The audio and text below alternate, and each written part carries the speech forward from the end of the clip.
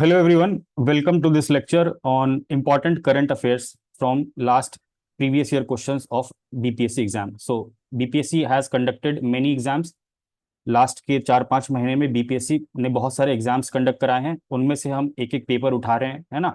And then we are understanding the nature of current affairs which is asked in these questions. So एक हमको fair idea लगेगा कि हमारे 70th BPSC में किस तरह का या किस पैटर्न पे करंट अफेयर्स पूछे जाएंगे, है ना। So we are starting with the horticulture exam, है ना। We are starting with the horticulture exam. ये एग्जाम 12 अगस्त को कंडक्ट हुआ था, है ना। ये डेट याद रखना आप, because when I will discuss the questions I particularly tell कि हाँ कितने पहले के करंट अफेयर्स पूछे जा रहे हैं। So we are taking this paper. इसमें से हम समझेंगे क्या, basically nature of current affairs के क्वेश्चंस, है ना, कि करंट अफेयर्स के क्वेश्चंस का नेचर कैसा है ना। Are they asking about the first, है ना, world first, India first, international relation में अगर पूछ रहे हैं तो कहां से पूछ रहे हैं ना, what are the target areas, will see this. And एक rough approach for 70th BPSC, है ना, जो हमारी यहाँ से सीख मिलेगी हमको, whatever learnings will get from here will try to apply when we will read current affairs for 70th BPSC. जब हम 70th बीपीएससी के लिए अपना जो भी मैगजीन पढ़ेंगे या जो भी सोर्स पढ़ेंगे, है ना, you are independent to choose your source, but वो उस सोर्स में स्मार्टनेस कैसे लाएं और उसको पढ़ना कैसे है ना, will see this approach while we'll do these questions. So starting from the first question, पहला क्वेश्चन उठाते हैं। क्वेश्चन क्या था? North India first human DNA bank was set up on January 30 2024 at. ठीक है, तो सबसे पहले इंपॉर्टेंट, मैंने पहले भी बताया हुआ है पहले के सेशंस में भी, कि फर्स्ट, है ना, इंडिया फर्स्ट, वर्ल्ड फर्स्ट। जैसे ही हम ये सारी चीजें करंट अफेयर्स की मैगजीन में देखें या जहां भी हम लोग पढ़ रहे हैं, हमारा दिमाग उस चीज पे एक्टिव रहना चाहिए कि हाँ this is a potential question. ठीक, so this particular thing was asked in January, paper अगस्त में हुआ। ठीक है, और आप देखो जनवरी, सो ऑलमोस्ट 6-7 मंथ्स के पीछे की चीजें पूछी जा रही हैं। और ये भी चीज याद रखनी है कि फर्स्ट, है ना, नॉर्थ इंडिया का पहला ह्यूमन डीएनए बैंक कहां पर स्टैब्लिश हुआ? It was established at BHU. Source मैंने यहां मेंशन कर दिया, जीके टुडे में था, है ना, GK today has covered this. So this is the first question. Moving forward to the next question. अब ये G7 summit was conducted, 50th G7 summit was conducted in Italy. ठीक है, our prime minister honourable prime minister Modi, है ना, he went there and this is a very famous picture which was going viral while this summit was happening. ये बहुत ज्यादा viral हो रहा था। सो ये क्वेश्चन बेसिकली देखते हैं क्या पूछ रहा है ना, which one of the following issues was not discussed, इनमें से कौन सा इशू G7 समिट के दौरान डिस्कस नहीं हुआ था, है ना। क्वेश्चन का सिंपल सा फ्रेमवर्क ये है, हर मैगजीन में G7 समिट के बारे में दिया होगा कि यहां हुआ, है ना, 50th यहां हुआ, 49th यहां हुआ, 51st यहां होगा, है ना। ये सारी चीजें हर मैगजीन में मिल जाएंगी, बट ये हर मैगजीन में बात नहीं करेगा कि वहां का एजेंडा क्या था, G7 का एजेंडा क्या था। This will not be talked about. अब इस तरीके के क्वेश्चंस को सॉल्व करने का तरीका क्या है कि जब आप किसी भी इंपॉर्टेंट समिट के बारे में पढ़ें, है ना, तो थोड़ा सा गूगल करके 2-4 न्यूज आर्टिकल्स, है ना, जो द हिंदू में आए हो, द इंडियन एक्सप्रेस में आए हो, तो आपको कुछ नहीं करना है, गूगल में टाइप करना है जब भी आप G7 समिट पढ़ रहे हैं, लेट से, है ना, कि G7 summit what were the outcomes, है ना। हर समिट का कुछ ना कुछ आउटकम्स होता है ना, कुछ ना कुछ साइन होता है, डील होती है ना। सो हमको एक स्टेप जाके पढ़ना होगा। अगर मैगजीन वन लाइनर वाली किताबों में नहीं है और अगर आपने पेपर भी नहीं फॉलो किया है, अगर आपने पेपर फॉलो किया है तो कुछ तो आपको समझ में आएगा, है ना। You will be able to eliminate. Eliminate कैसे करेंगे अभी मैं वो भी बताता हूं। But if you haven't read the newspaper या मैगजीन्स, मंथली मैगजीन्स, तो तरीका यही है कि जब आप वन लाइनर वाली मैगजीन्स को पढ़ रहे हो तभी आप उसको गूगल करके 2-4 आर्टिकल और पढ़ ले, है ना, तभी जाके ये कंसेप्चुअल क्लैरिटी मिलेगी और 2-4 इर्द गिर्द में आसपास जो इंपॉर्टेंट चीजें हुई होंगी वो भी आपको पता चल जाएगी, ताकि आप जो मेजर इंपॉर्टेंट न्यूज है ना, या मेजर इंपॉर्टेंट टॉपिक्स हैं, उन पे आप कमांड अपना ले सकते हो, है ना। Otherwise this will be very difficult. कोई भी फ्रेशर बच्चा होगा उसको ये समझ में नहीं आएगा, है ना, उसको ये समझ ही नहीं आएगा कि इनमें से कौन सा ऑप्शन सही होगा। अब मैं लॉजिक बताता हूँ। G7, सबसे बड़ी बात, G7 के बारे में आपको बेसिक पता होना चाहिए ना, G7 है क्या, ग्रुपिंग है क्या। It's a grouping of most advanced economies, है ना। तो G7 की बात हम करते हैं तो मोस्ट एडवांस वर्ल्ड की इकोनॉमीज हैं, वो इनके मेंबर है। ठीक है, ये 7 मेंबर्स यहां पर मेंशन्ड है। ठीक है, कुल मिला के इकोनॉमी से रिलेटेड इस पर्टिकुलर ग्रुपिंग का एजेंडा होता है। ठीक है, ऑप्शन देखते हैं कि अब इसमें क्या नहीं डिस्कस किया गया होगा, है ना। गाजा वार, यूक्रेन वॉर। अब आप कॉमन सेंस लगाओ कि इकोनॉमी, ये वर्ल्ड की सबसे बड़ी इकोनॉमीज का कोलिशन है। अब यहां पर गाजा वार और यूक्रेन वॉर क्यों नहीं डिस्कस हुआ होगा? इकोनॉमी कितना बड़ा इम्पैक्ट है, किसी भी वॉर का इकोनॉमी पे कितना बड़ा इम्पैक्ट है ना, ओवरऑल ग्लोबल लेवल पे।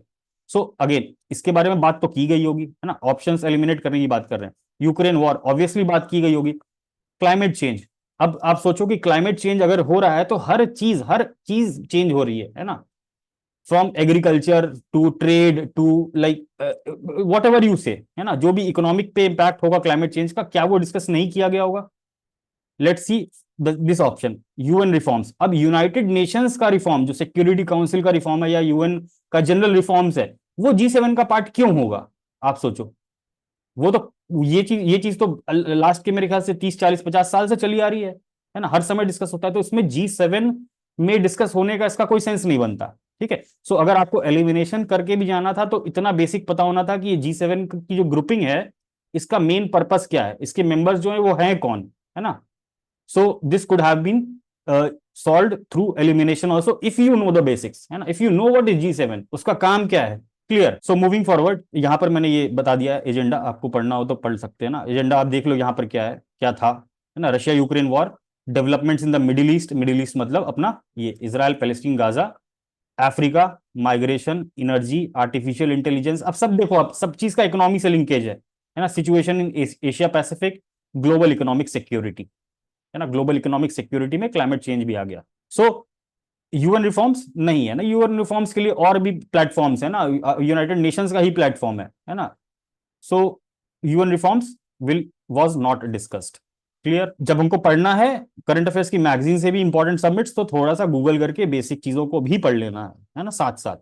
आई tell those things when do current affairs magazines. अब ये क्वेश्चन देखते हैं ना, surgeons of which country in 2023 successfully transplanted the world's first, देखो, इंडिया फर्स्ट, वर्ल्ड्स फर्स्ट, है ना, first first first, very important, genetically modified pig into human. बड़ी unique सी चीज है ना, लाइक थोड़ा सा पुराना न्यूज है, तो यहां न्यूज देखते कब का है, सितंबर 2023, एग्जाम अगस्त, क्वेश्चन पूछा कहाँ का है, सितंबर 2023 की ये न्यूज है, ठीक है। फेयरली सिंपल क्वेश्चन है ना, इसका आंसर यूएसए, अगर फैक्चुअल अगर आपको पता है तो पता है, नहीं पता है तो नहीं पता है, ठीक है। इससे रिलेवेंट मैं एक और क्वेश्चन बता दूं, लाइक 70th के लिए। अभी क्या है, world's first genetically edited pig kidney was transplanted into a living recipient, है ना, परफॉर्म्ड एट मैसाचुसेट्स, है ना। तो अभी ये नाम भी याद रखना, मैसाचुसेट्स हॉस्पिटल के किसी डॉक्टर ने वर्ल्ड का फर्स्ट पिग का किडनी ट्रांसप्लांट किया है, किसमें, एक लिविंग ह्यूमन में।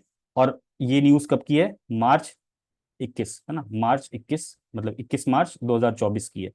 और खास बात क्या है कि 2 महीने बाद ये जो पेशेंट जिसको पिग की किडनी मिली थी, ये मर भी गया, है ना, he died. So this is again important for your 70th prelims.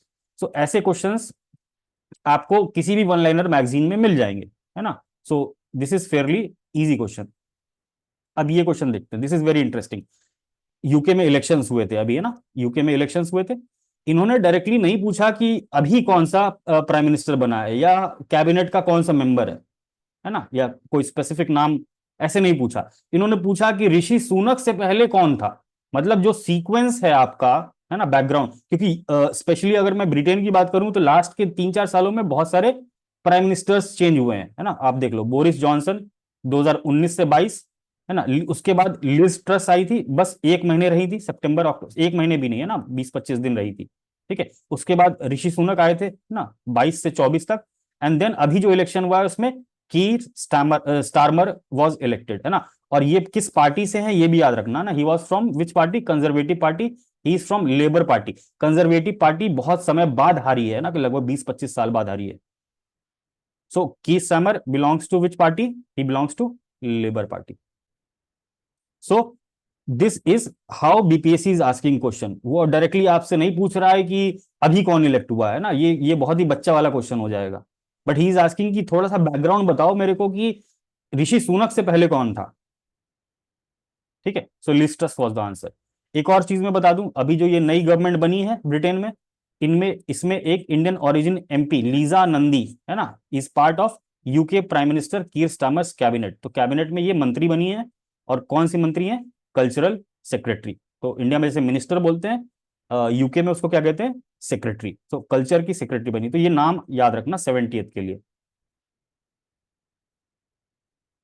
This question very very very good question. अब ये पेपर जो नहीं पढ़ रहा है उसके उसके उसको उससे नहीं होगा, मतलब पेपर अगर नहीं पढ़ रहे हो तो फिर मुश्किल है ये क्वेश्चन को निकाल पाना, बिकॉज ये रनिंग थीम रहती है ना।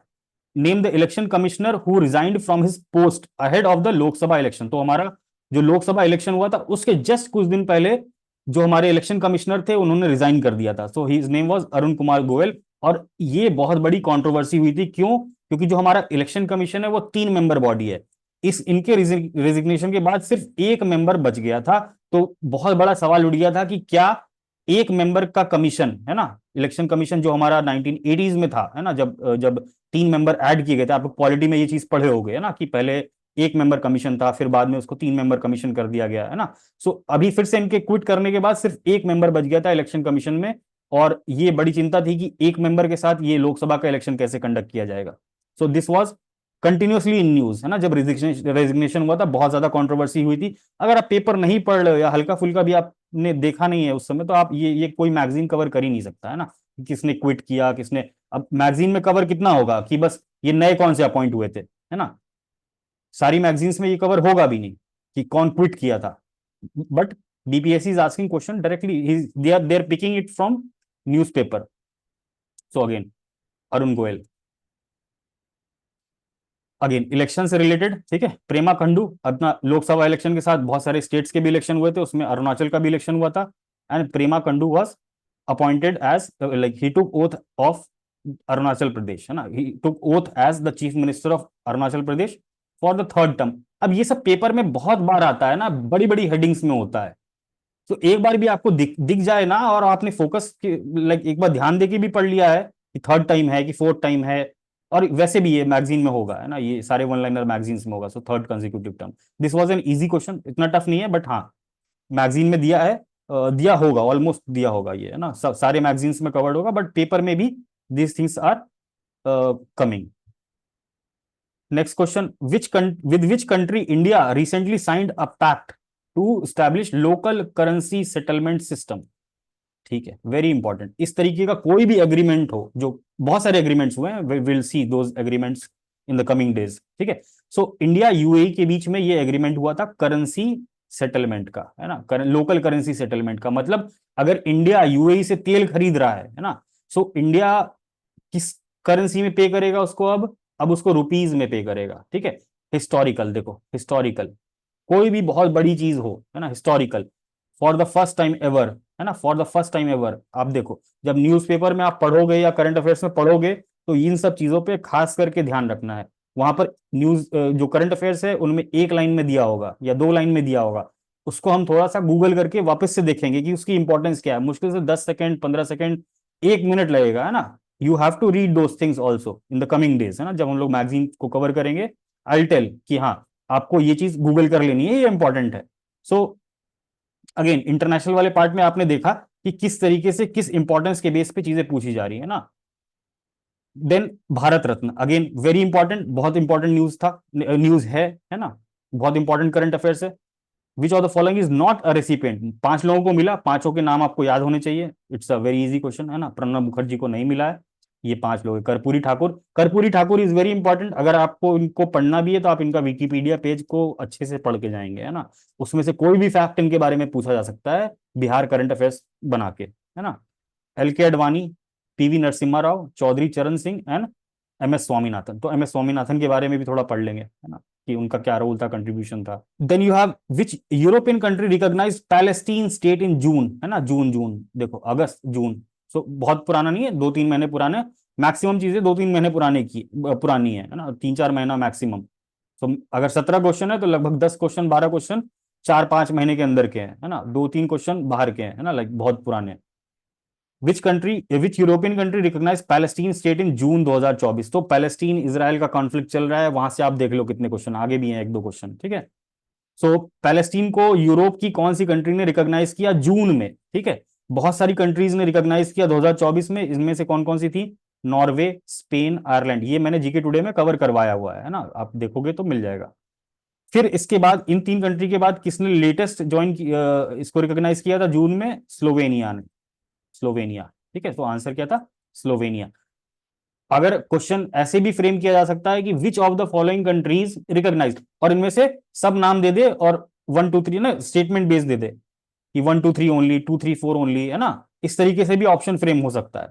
सो these things also are very important current affairs news, है ना। अगर आप पेपर पढ़ रहे होगे तो आपको पेपर में ये चीजें कवर हुई होंगी, है ना। These things were in news. Again नहीं पढ़ा है तो अब तो कोई, आप पुराना पेपर जाके तो पढ़ नहीं सकते हो ना, बट स्टिल जब भी हम मैगजीन पढ़ेंगे तो हम थोड़ा सा खोद के अंदर पढ़ेंगे ना, गूगल करके पढ़ेंगे। अगर हमने देखा कि हाँ भाई कहीं एक लाइन लिखी हुई है ना, लेट्स से अगर स्पीडी पढ़ रहे हो या एडिटेरिया पढ़ रहे हो, उसमें एक लाइन लिखी हुई है कि recently Slovenia was became the latest European country to recognise Palestine, तो इस न्यूज को गूगल करके पढ़ेंगे। जब इसको गूगल करके पढ़ेंगे तो मुझे मुझे ये भी चीज पता चल जाएगी, ये चीज पता चल जाएगी, तो एटलीस्ट मेरे दिमाग में ये होगा कि हाँ ये नॉर्वे, स्पेन, आयरलैंड मार्च में ज्वाइन किए थे, मार्च में रिकॉग्नाइज किए थे, और ये स्लोवेनिया जून में रिकॉग्नाइज किया है, ठीक है। सो इतना हमको आइडिया लगता रहेगा इंपॉर्टेंट चीजों का, वहां पर ऑप्शंस एलिमिनेट करने हैं, ठीक है। Again, which institution was awarded prestigious Nelson Mandela Award for Health Promotion for the year 2024 by WHO? WHO, United Nations, ये जो भी बड़ी बड़ी ऑर्गेनाइजेशन है इंटरनेशनल, इनसे रिलेटेड और इंडिया के कंटेक्स्ट में अगर कोई भी न्यूज है दैट बिकम्स इंपॉर्टेंट, है ना। और वैसे भी ये अवार्ड है, so this is important. Answer is NIMHANS. Again GK today में कवर्ड था ये मैंने पढ़ाया भी है बाकी लोगों को। Then comes India's first. अब देख लो इंडियाज फर्स्ट, हमने देखा कितने सारे फर्स्ट फर्स्ट फर्स्ट आ रहे हैं, world first, India first, 4 5 question तो ये फर्स्ट वाले। Hydrogen fuel cell ferry boat inaugurated by prime minister in March, ठीक है। सो अगेन किस कंपनी ने बनाया था, ये किसने बनाया था, just a second, Cochin shipyard, ठीक है। Prime minister Modi flag of India first, है ना, इन फेब्रवरी, 28 फरवरी को। सो अगेन आप क्लियरली आपको समझ में आ रहा होगा कि टारगेट एरियाज कौन कौन से हैं बीपीएससी, लाइक बीपीएससी कौन कौन से क्वेश्चंस को टारगेट कर रहा है, कौन कौन से टॉपिक्स को टारगेट कर रहा है। इंडिया फर्स्ट, वर्ल्ड फर्स्ट, जो इंटरनेशनल इवेंट में बड़ी बड़ी चीजें चल रही हैं उनको टारगेट कर रहा है। अभी हम देखते हैं एक चीज और, recently discovered Taam Ja blue hole found to be the deepest highest, है ना, superlative in the world, deepest in the world is located, है ना। अगेन इट्स लोकेटेड इन, कहां पर लोकेटेड है, युकाटान, है ना, Mexico. Is the deepest ever discovered, runs even deeper, ठीक है। यहां पर आप ये देख सकते हो। अब ये क्या है, ग्राउंड ब्रेकिंग डिस्कवरी, है ना। ये कैसी डिस्कवरी थी, ground breaking. So anything which is very significant that is being asked, है ना। कोई रैंडम आपसे ये नहीं पूछ रहा कि एनटीपीसी का चेयरमैन किसको बना दिया गया है ना, कि बिहार का फलना टीचर अवार्ड किसको दे दिया गया है ना। तो ऐसे करंट अफेयर्स से अपने आप को बचाइएगा, है ना आप लोग। So this is again a very important, है ना, डीपेस्ट, और like it's a very ground breaking discovery. This is about UNESCO world heritage sites, ठीक है। तो ये तो सबको आप ऑलमोस्ट सारे मैगजीन्स में अवेलेबल है, सारे मैगजीन्स में कवर्ड होगा, तो ये इस नाम में कुछ भी इंपॉर्टेंट नहीं था। लेकिन क्वेश्चन का पूछने का नेचर कैसा है आप देखो, है ना। ये नहीं पूछा कि 2023 में किस चीज को ये मिल गया था, like UNESCO world heritage site का टैग, बट ये पूछ रहा है कि इसको मिलने के बाद इंडिया का जो वर्ल्ड हेरिटेज साइट है टोटल कितना हो गया है, अब बताओ आप, घुमा के question. So be very clear. अभी रिसेंटली, है ना, जो ये तो 2023 की बात है ना, 2000 सितंबर 2023 की बात है। उसके बाद अभी इंडिया ने भी क्या किया है, जुलाई में India hosted UNESCO world heritage committee session. इसमें किस चीज को यूनेस्को का टैग मिला है इंडिया से, kindly comment this in the comment box, है ना। कमेंट बॉक्स में आप मुझे बताओ कि इसमें किसको मिला है, लाइक इंडिया के कौन से साइट को वर्ल्ड हेरिटेज साइट का दर्जा मिला है ना, इस पर्टिकुलर मीटिंग में जो इंडिया में हुई थी। सो अगेन ये मीटिंग जो हुई है इससे रिलेटेड जो भी चीजें हुई हैं, है ना, जस्ट रीड, करंट अफेयर्स में होगा ये, तो इसको भी थोड़ा सा गूगल करके पढ़ेंगे। ऑन मार्च 28, है ना, मार्च, ठीक है, the international court of justice ordered additional provisional measures against Israel in case concerning the application of, this is very important. अब ये आप सोच भी नहीं सकते हो, ये सिर्फ लॉजिक से होगा सॉल्व, है ना। ये आपको मे बी आपको बहुत मुश्किल है, लाइक ये सब फॉलो करना बहुत मुश्किल है, बट फिर भी मैं इसको एलिमिनेट करने का तरीका बताता हूँ कैसे होता है ये सब चीजें। इंटरनेशनल कोर्ट ऑफ जस्टिस के बारे में सबसे पहले आपको पता होना चाहिए, ये न्यूज़पेपर में बहुत बार आया है ना, ये जो इवेंट चल रहा था ये न्यूज़पेपर में कंटिन्यूअसली आ रहा था कि आईसीजे में केस चल रहा है against this particular Israel Palestine issue, ठीक है। तो वहां पर जो एडिशनल प्रोविजंस ऑर्डर किए गए थे, है ना, अगेंस्ट इसराइल, इसराइल के अगेंस्ट, है ना, क्योंकि इसराइल ने अटैक किया था, या इसराइल पैलेस्टीन का attack, like continuously they were in war, so international court of justice ने अगेंस्ट जीनोसाइड कन्वेंशन, तो इसराइल के ऊपर हमेशा क्या आरोप लगता है कि ना दे आर डूइंग जीनोसाइड, है ना, जो आप पैलेस्टीन में अटैक कर रहे हो, वहां पर लोगों को मार रहे हो, है ना, डिस्क्रिमिनेटली बच्चे मर रहे हैं, तो वो क्या है, जीनोसाइड, है ना। सो अगेन कितना सिंपल था, एक ही ऑप्शन है ना। अब मेरे को बताओ, चार में से एक चूज करना है, अगर हम बिल्कुल लॉजिक लगाएं तो हमको क्या दिख रहा है, यहाँ जीनोसाइड दिख रहा है, हमको सिर्फ पता होना चाहिए था, पेपर इतना पढ़ते पढ़ते समझ में आ जाता है कि कहाँ जीनोसाइड चल रहा है ना, किस पे क्या कमेंट किया जा रहा है, इतना आपको क्लैरिटी पेपर पढ़ते हुए, या सिर्फ हेडिंग भी अगर आप पढ़ रहे होते या पढ़ रहे हो, या थोड़ी सी भी आइडिया है ना, तो भी आप जीनोसाइड कन्वेंशन को मार्क करके आओगे, छोड़ने का नहीं है ये क्वेश्चन, ठीक है। So again ICJ orders Israel to take action to address famine in Gaza, तो फेमाइन वहां चल रहा है, तो जीनोसाइड ही है ना, आप मार रहे हो लोगों को, फेमाइन, आप वहां पर फूड सप्लाई नहीं आने दे रहे हो, मेडिसिन सप्लाई नहीं आने दे रहे हो, तो अल्टीमेटली क्या है, जीनोसाइड ही, तो आप मार रहे हो वहां के लोगों को, प्लस आप अटैक तो कर ही रहे हो, बच्चों को मार रहे हो इनडिस्क्रिमिनेटली, हॉस्पिटल पर अटैक हो रहा है। So this is a question जो करंट अफेयर्स से पूछा जा रहा है। अब आपको ऐसे क्वेश्चंस अगर या ऐसे टॉपिक्स आपको किसी बढ़िया मैगजीन में मिल रहे हो, है ना, फिलहाल मैं तो रिकमेंड नहीं करूंगा, जो ये परफेक्शन और ये सब चीजें हैं, बिल्कुल मैंने देखा है अच्छे से, सिर्फ कचरा है और कुछ नहीं है। अगेन फिर से देख लो आप, prosecutor of international criminal court, international criminal court क्या है ना, this also you should know, ये भी बहुत न्यूज में था, बहुत न्यूज में था, है ना, कि इंटरनेशनल क्रिमिनल कोर्ट ने क्या बोला था, है ना, अरेस्ट वारंट निकाल दिया था किसके खिलाफ, इसराइल के प्राइम मिनिस्टर के खिलाफ, इसराइल के डिफेंस मिनिस्टर के खिलाफ, और हमास के 3 लीडर्स के खिलाफ, पैलेस्टीन में जो हमास ग्रुप है उसके 3 लीडर्स के खिलाफ ये अरेस्ट वारंट निकाल दिया था। और आईसीसी इंटरनेशनल क्रिमिनल कोर्ट का काम क्या है कि वो इंडिविजुअल्स को भी प्रोसिक्यूट कर सकता है ना। So they have put an arrest warrant against, अब यहाँ ऑप्शन देखो, है ना, बहुत लोगों ने सुना होगा नेतन्याहू इजरायली प्राइम मिनिस्टर के खिलाफ अरेस्ट वारंट निकला था, सबने सुना होगा, बट मैक्सिमम लोगों ने ये ध्यान नहीं दिया होगा कि और भी लोग थे ना, इसमें हमास लीडर भी थे, इसराइल के डिफेंस मिनिस्टर भी थे, और भी 5 लोग थे ना, ऑल 5 मैन, 5 लोगों के खिलाफ चार्जशीट निकाली थी अरेस्ट वारंट की। सो देख लो यहाँ पर ये head of Hamas in Gaza strip, है ना, Yahya Sinwar, Yoav Gallant Israeli defence minister, Benjamin Netanyahu prime minister of all of the world, all of the world is the answer, ठीक है, बहुत लोगों ने यही मार दिया होगा। सो अगेन करंट अफेयर्स कहां से पूछ रहा है, पेपर से, और नेचर आप देख लो कि जो बड़े बड़े मुद्दे चल रहे हैं, जो काम की बातें चल रही है, जो बड़े बड़े ऑर्गेनाइजेशन से रिलेटेड न्यूज है, उनके बारे में पूछा जा रहा है, कोई, है ना, कोई ये नहीं पूछा जा रहा कि एनटीपीसी में कौन अपॉइंट हो गया है, या है ना बिहार का कौन सा मिनिस्टर है ना, इस तरीके की न्यूज नहीं पूछी जा रही है, ठीक है। अब बिहार का तो एक भी करंट अफेयर्स नहीं है इसमें। ये भी देखो बहुत बड़ी कंट्रोवर्सी हुई थी जब इलेक्शन हुआ था और नई लोकसभा का गठन हुआ था, प्रोटेम स्पीकर अपॉइंट किया जाता है, और हमने सबने पॉलिटी में पढ़ा है कि प्रोटेम स्पीकर किसको अपॉइंट किया जाता है, सीनियर मोस्ट मेंबर, ठीक है। सो गवर्नमेंट ने, बीजेपी गवर्नमेंट ने किसको अपॉइंट किया था, ठीक है, इनको, जो भी है ना, भातृहारी मेहताब, है ना, इनको अपॉइंट किया था। तो कांग्रेस, जो इंडियन नेशनल कांग्रेस है या जो अपोजिशन है, उन्होंने बोला कि ये भाई सीनियर मोस्ट नहीं है ना, तो आप किसको अपॉइंट करिए, एमपी के सुरेश जो एमपी है, ये सीनियर मोस्ट उस समय उस लोकसभा के इलेक्टेड थे, इनको आप अपॉइंट करिए प्रोटेम स्पीकर, बट गवर्नमेंट ने कहा कि नहीं। सो अगेन प्रोटेम स्पीकर, देखो ऑप्शन में दोनों नाम है ना, ऑप्शन में दोनों नाम है। सो अगेन ये भी करंट अफेयर्स, ये न्यूज़पेपर, मतलब जिसने पढ़ा होगा, और ये चीज मेरे ख्याल से किसी भी मैगजीन में मिल जाएगी वन लाइनर में, so no no worries about this. But you see कि टारगेट एरिया क्या है, लोकसभा इलेक्शन हुआ, कौन पर्सनैलिटी किसको कौन अपॉइंट हुआ, like there is a controversy, है ना, दो लोगों के बीच में कंट्रोवर्सी थी, ये दोनों नाम यहाँ मिलेंगे आपको, तो ये आपको क्लियरली पता होना चाहिए, है ना, जब भी करंट अफेयर्स की मैगजीन भी पढ़ रहे हो तो भी पता होना चाहिए, ठीक है। जैसे अभी यूएस का इलेक्शन चल रहा है, ठीक है, उसमें कमला हैरिस है और वाइस प्रेसिडेंट कैंडिडेट कौन है ये पता होना चाहिए, सिमिलरली ट्रंप है और उधर कौन है ना, both, you must know this things, ये हम लोग कवर करेंगे, थोड़ा सा डिटेल में कवर करेंगे, but still I am telling कि नाम कैसे याद रखने हैं ना। Nobel prize again very predictable, ठीक है, नोबेल प्राइज सबको पता था, ठीक है, ये इसमें कुछ खास नहीं था, वुमेन्स राइट। तो अगेन टाइमलाइन देख लो, 6 अक्टूबर को अनाउंस किया गया था नोबेल प्राइज, और दिसंबर को दिया गया था, सो अगस्त दिसंबर, तो this is very clear. So this was all, है ना, ये 17 क्वेश्चंस थे। So if you have liked this video, please subscribe to the channel, and thank you very much. We'll see you in the next video.